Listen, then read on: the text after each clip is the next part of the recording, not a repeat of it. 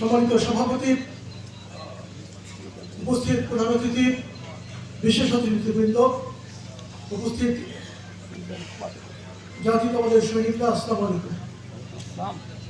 আমি ধন্যবাদ জানাচ্ছি ন্যাশনালিস্ট ফোরামকে, ফাউন্ডেশনকে, বাংলাদেশ ন্যাশনালিস্ট ফাউন্ডেশনকে ধন্যবাদ জানাচ্ছি। দেশনেত্রী বেগম খালেদা জিয়া এবং তারেক রহমানের গণতান্ত্রিক সংগ্রাম, নির্যাতন এবং নিপীড়নের ইতিহাস নির্ভর একটি বই স্থাপন করার জন্য এবং আজকের এই সেমিনার এবং আলোচনা সভা আয়োজন করার জন্য। যেহেতু বাংলাদেশ ন্যাশনালিস্ট ফোরামের জন্ম 1913 সালে, 2013 সালে এবং 2013 সাল থেকে আজ পর্যন্ত বিএনপির জন্য সবচেয়ে গুরুত্বপূর্ণ রিসার্চ হচ্ছে, গবেষণা হচ্ছে কিভাবে একটি অবাধ এবং নিরপেক্ষ নির্বাচন আয়োজন করা যায় এবং জনগণের ভোটাধিকার ফেরত দেওয়া যায়। আজ এই পরিবর্তিত পরিস্থিতিতে বিএনপিকে ঘিরে মানুষের যে প্রত্যাশা যে একটি অবাধ এবং নিরপেক্ষ নির্বাচন হলে বাংলাদেশের মানুষ তার মূল্যবান ভোট দিয়ে বিএনপিকে নির্বাচিত করবে, মানুষ সে অধিকার এখন পর্যন্ত পায়নি।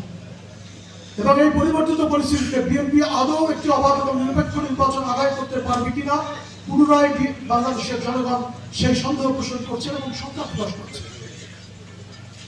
সেই পরিস্থিতিতে বিএনপির কর্তব্য কি?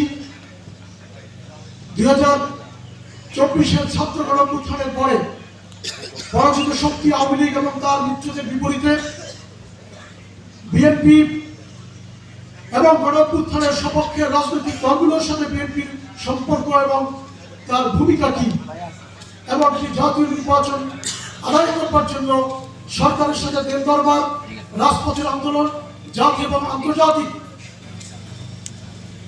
মেকানিজমে বিএনপি কতটা সফল হবে তার উপরে নির্ভর করছে ভবিষ্যতের গণতন্ত্র, মানুষের ভোটাধিকার এবং বাংলাদেশের বিগত 17 বছরে হাজার হাজার নেতাকর্মীর গুম, খুন এবং রাজপথের মূল্যবান রক্তের দাম এবং সেই